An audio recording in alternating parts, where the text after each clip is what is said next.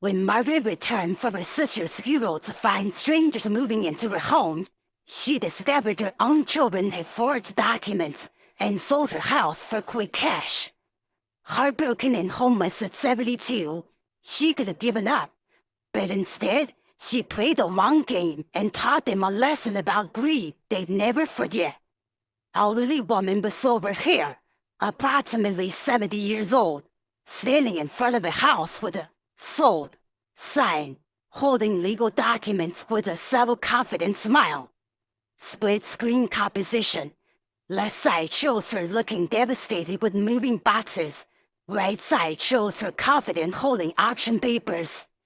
Cinematic lighting with warm sunset glow on right side. Cold blue tone on left side. Bold text overlay spread across image. They sold my house. Left. White text with red outline. And I bought theirs. Right. Gold text with black outline. Professional real estate auction double visible in quarter. High contrast.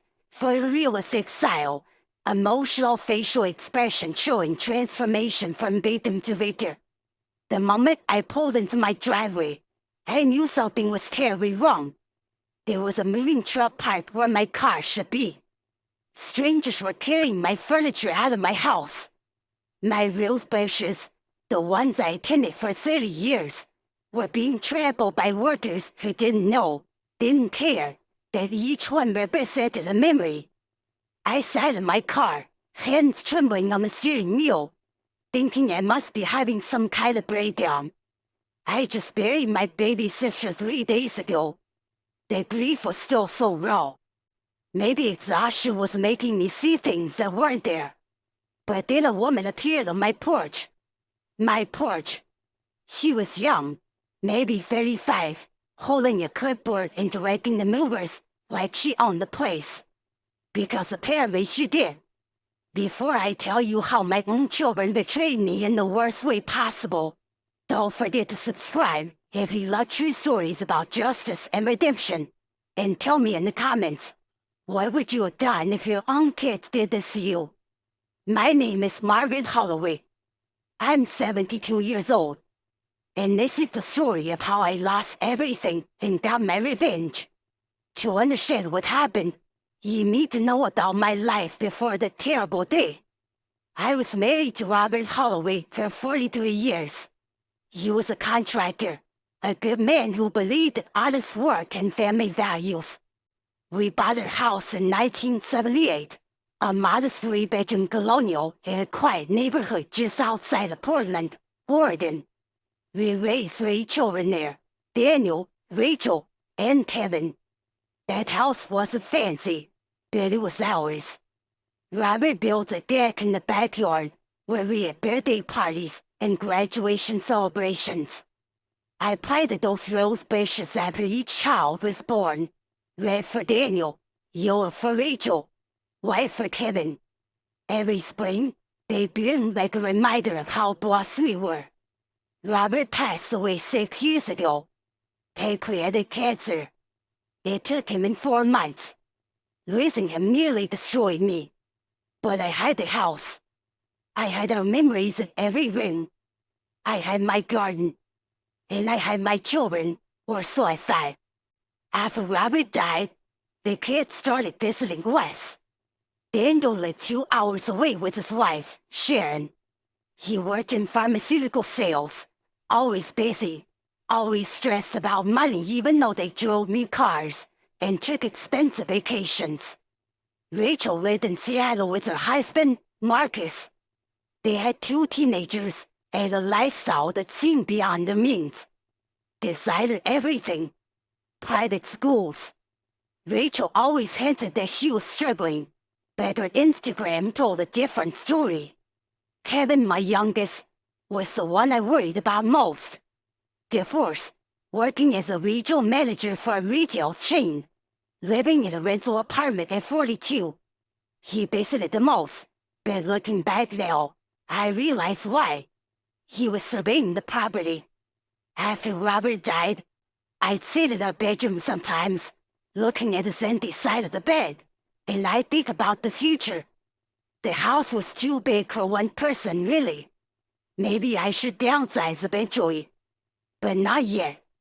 Not while I could still tend my garden.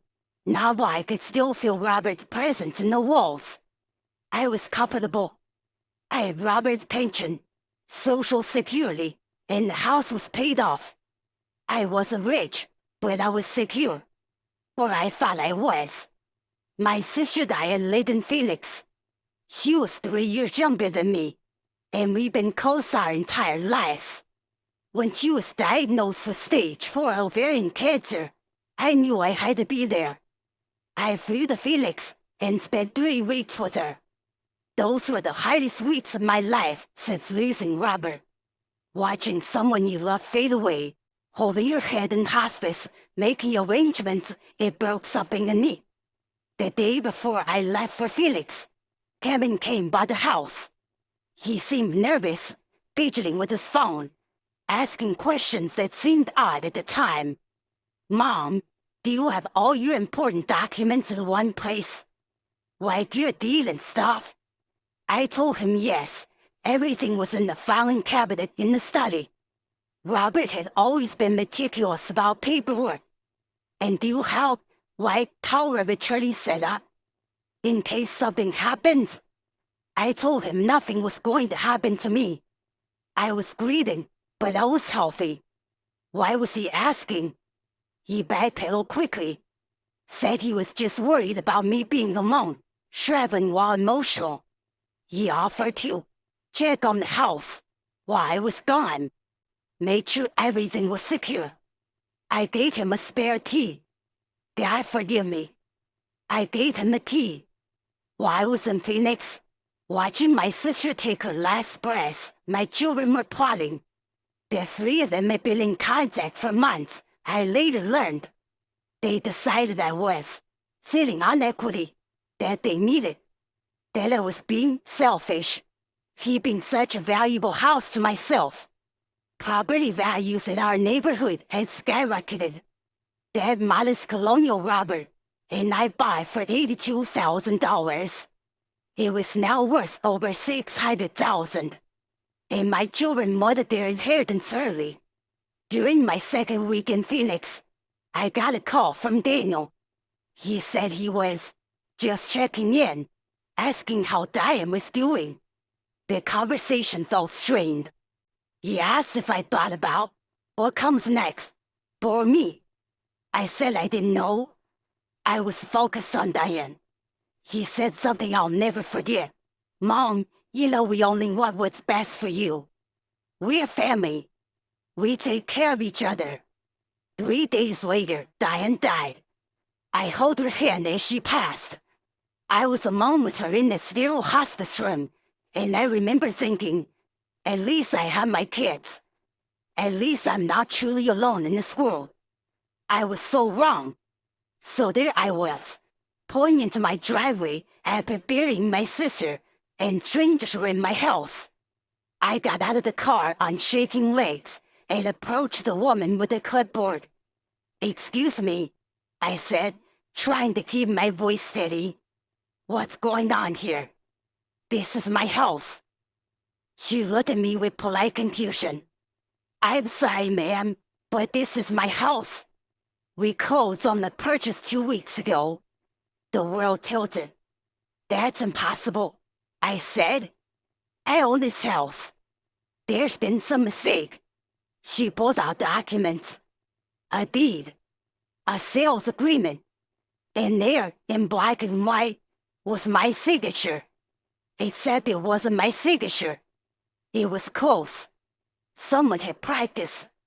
But I could see the differences. The way the M looped. The angle of the T in Holloway. "I didn't sign this," I said, voice rising. "I've been in Arizona for 3 weeks. My sister just died. I didn't sell my house." The woman's face shifted from annoyance to concern. She called someone on her phone. Within 20 minutes, there were police officers in my driveway, and I was sitting in my own living room, or what used to be my living room, trying to explain that I'd been robbed. The police were kind but skeptical. Identity theft cases, they said, were complicated, especially when family might be involved. Family. That's when it hit me. Disparity. Kevin's strange questions. The sudden interest in my documents. I called Daniel first. It rang 4 times, then went to voicemail. I called Rachel. Same thing. I called Kevin, and he answered on the first ring. Mom, how was the trip? Is Ed dying? Kevin, what did you do? Silence. Mom, damning silence. Mom, I don't know what you're talking about. My house, Kevin. Someone sold my house while I was gone. Someone forged my signature. Someone who had access to my documents and my spare key. More silence. Then, Mom, you need to calm down. You've been through a lot. Maybe you're confused. I hung up on him. Over the next 3 hours, as I sat in the police station filing reports, the truth came out piece by piece. The detective assigned to my case was a woman in her 50s named Linda Martinez. She'd seen cases like this before. Damning fraud, she called it. More common than you think. Adult children who feel entitled to their parents' assets. She explained what likely happened. Someone with access to my home had located my deed, my identification documents. They'd used those to forge a power of attorney, claiming I was incapacitated or had authorized the sale. They'd work with a corrupt notary. Those exist, who'd stamp anything for the right price. The house had been sold to a legitimate buyer for $580,000. The money had been deposited into an account I'd never seen before, then quickly withdrawn. My children had split nearly $600,000, and I was homeless. I spent the first night in a Motel 6. I had my suitcase from the trip, about $800 in my checking account, and the clothes on my back. Everything else, my furniture, my photo albums, my wedding china, Robert's tools, 44 years of memories, was either in that house with strangers, or it was gone. I cried until I had no tears left. Then I just sat there, staring at the water-stained ceiling, wondering how my own children could do this to me. But then something happened. Maybe it was exhaustion. Maybe it was grief turning into rage. But I made a decision. I wasn't going to roll over and die. Robert didn't raise a quitter, and I survived his death, survived Diane's death. I survived raising 3 ungrateful children. I would survive this.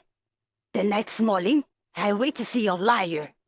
His name was Thomas Chen, and he specialized in elder abuse and fraud cases. He listened to my story, looked at my police report, and nodded grimly. "Mrs. Holloway," he said, "I'm going to be honest with you. This will be a long, difficult fight. But we can win."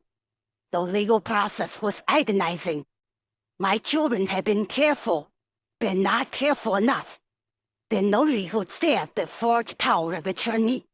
She lost her license and faced criminal charges once we tracked her down. The signature analysis I paid for confirmed what I knew. The documents were forgeries. But here's the thing about the legal system. It moves slowly.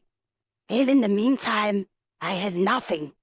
I couldn't afford an apartment. I couldn't touch my pension because it went to automatic deposit, and I needed every penny for legal fees. I ended up staying with an old friend, Kill, who lived 40 minutes away. She gave me her guest room, and I tried to put my life back together.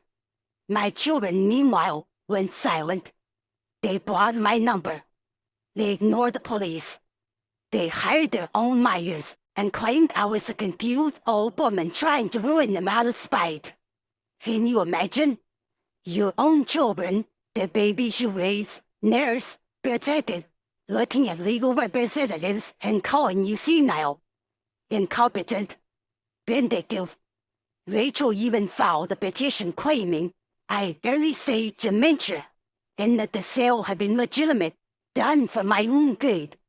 She had a doctor friend sign an affidavit that he'd assessed me months earlier. That doctor later admitted he'd never met me. He lost his license too. It took 14 months. 13 months of court dates, depositions, appeals. 13 months of living in Carol's guest room, sleeping on a borrowed bed, wearing dress short clothes because I couldn't afford anything else. Daniel's wife filed for divorce 6 months in. She'd had no idea what he'd done, and she took their kids and left him. Good for her. Rachel and Marcus started fighting. Money that comes from evil has a way of poisoning everything it touches. They'd spend most of their share on paying off debts, buying a new car, taking a cruise. When the legal pressure mounted, Marcus started drinking. Kevin just disappeared into silence. He quit his job, moved to Nevada, and was living off his share like it would last forever. But I was patient, and I remembered something Robert used to say. Margaret, revenge is a dish best served cold, but justice is a meal you savor. Month 15. The judge ruled in my favor. The sale was voided. The house legally belonged to me again. My children were ordered to return the money, every single penny, plus damages, plus my legal fees. There was just one problem. They'd spent it all. Daniel had bought a boat and a timeshare. Rachel had the car and the cruise. Plus she paid off $60,000 in credit card debt. Kevin had gambled away almost his entire share in Vegas casinos. The judge ordered them to liquidate assets, garnish their wages, put liens on anything they owned. And that's when I learned something interesting.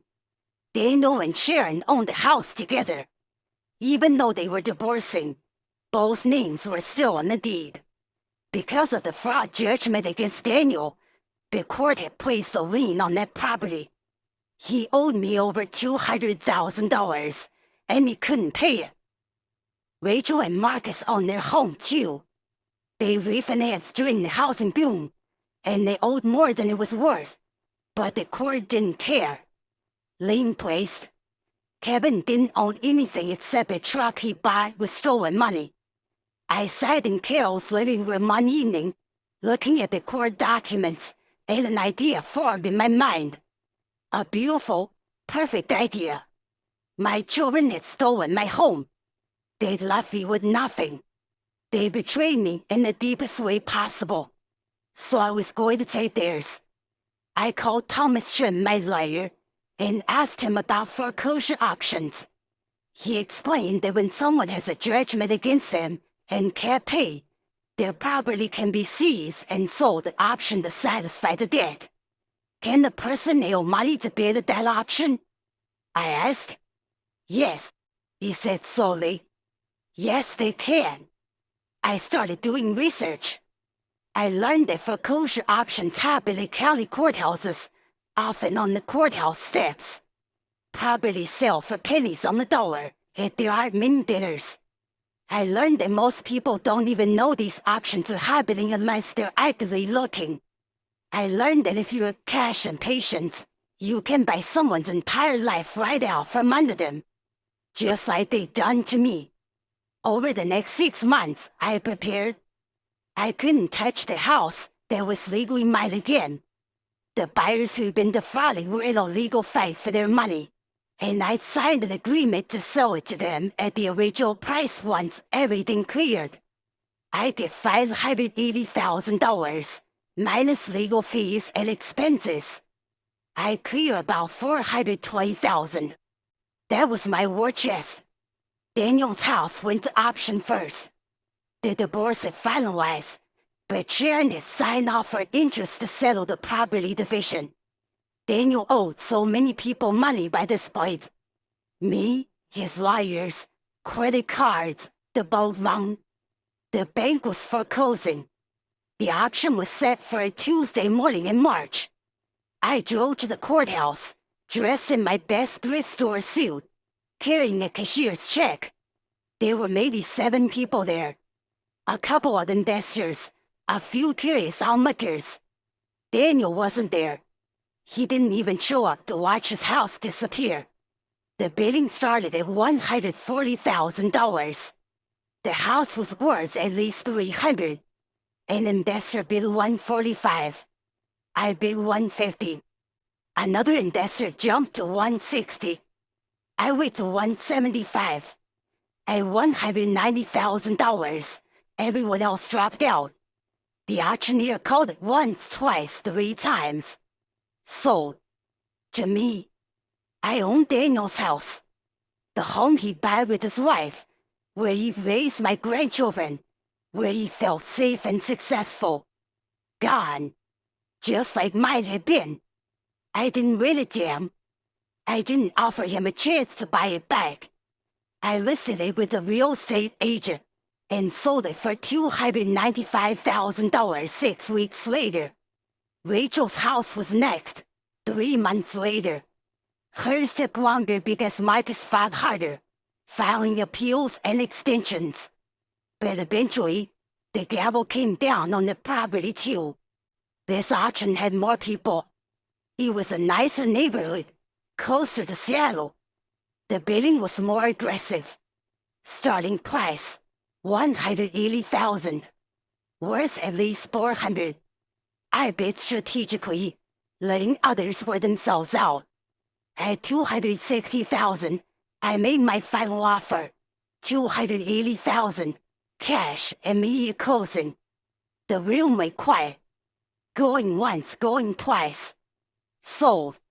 Rachel found out 2 days later, when she received the eviction notice. She called me from a number I didn't recognize. I almost didn't answer, but something made me pick up. Mom. Her voice was small, broken. Mom, they said you bought our house. That can't be true.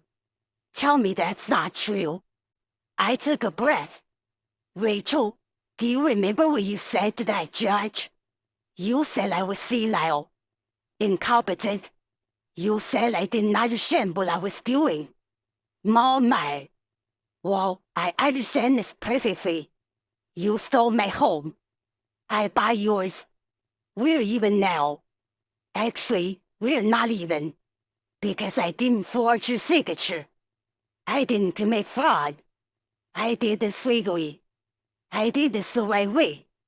The way you should have done things if you just asked me for help instead of betraying me. She sobbed. She begged. She said Marcus was drinking himself to death. They had nowhere to go. Their kids were traumatized. Their kids, I said, are traumatized because their parents are criminals. Not because of me. I hung up. Kevin's story ended differently. He didn't own a house for me to take. But he bought that truck with stolen money, and the court seized it. He'd also opened several credit cards in my name during the fraud. I discovered that during the investigation, those charges caught up to him.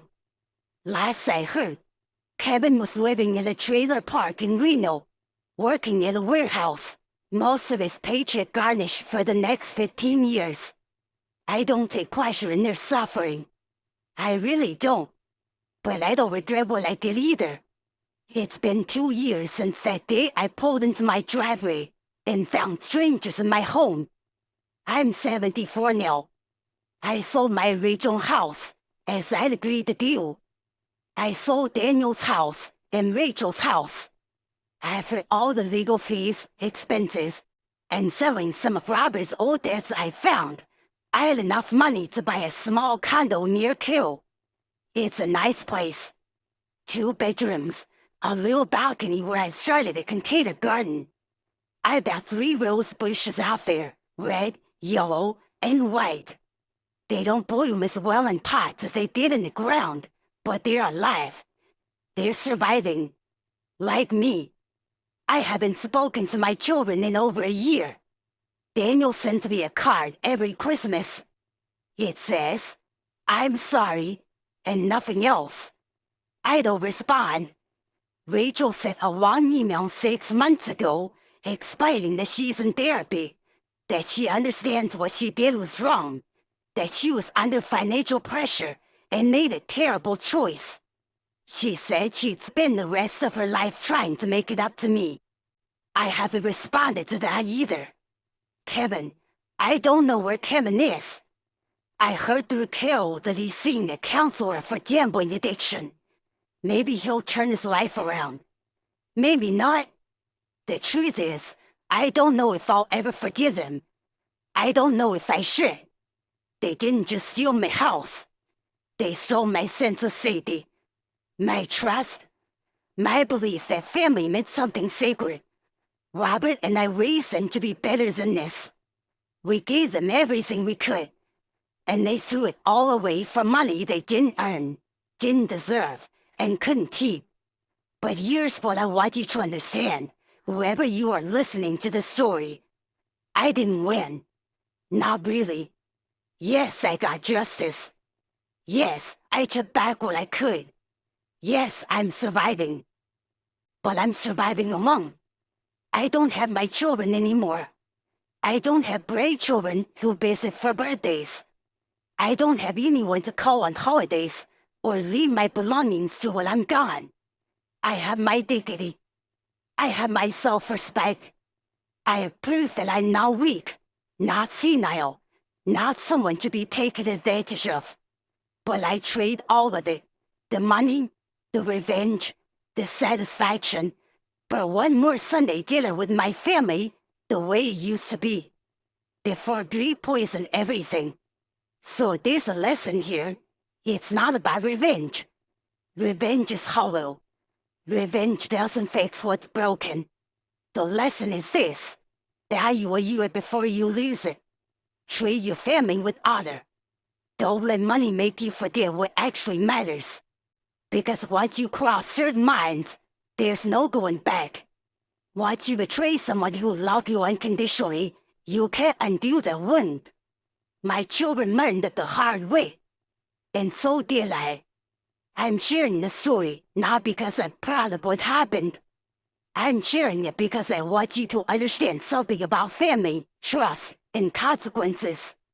If you're someone who's thinking about taking advantage of an aging parent, stop. Think about what you're really doing. You're not just taking their money or their property. You're taking their heart. And if you're someone like me, someone who's been betrayed by the people you love most, know this. You can survive. You can fight back. You can get justice. But justice won't heal you. Only time, and maybe forgiveness, can do that.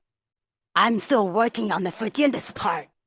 If this story moved you, please like this video and subscribe for more true stories about betrayal, justice, and the complicated truths of family. Share your thoughts in the comments below. Have you ever been betrayed by someone you trusted? How did you handle it? Thank you for listening. And remember, protect your heart, protect your assets, and never assume that blood means loyalty. Sometimes the people who hurt us most are the ones we never thought would.